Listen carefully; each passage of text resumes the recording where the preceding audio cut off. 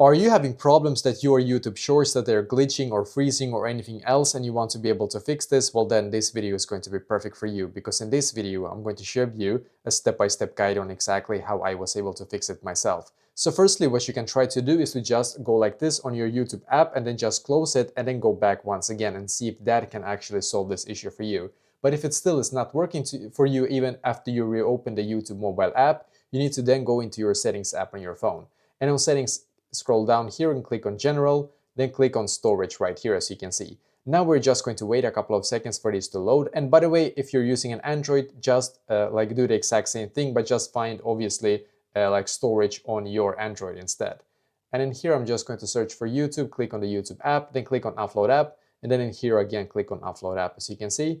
Just wait a couple of seconds now for it to load, as you can see here. So we're just going to wait and then click on Reinstall app. Now just wait for it to finish loading right here. It's going to give you a new update. It will not log you out of your account, or it shouldn't log you out of your account. Instead, it's just going to give you the latest update of the YouTube app. So just wait for it to update, and then when it's done, go back and try once again. And hopefully now it's going to be fixed for you as well.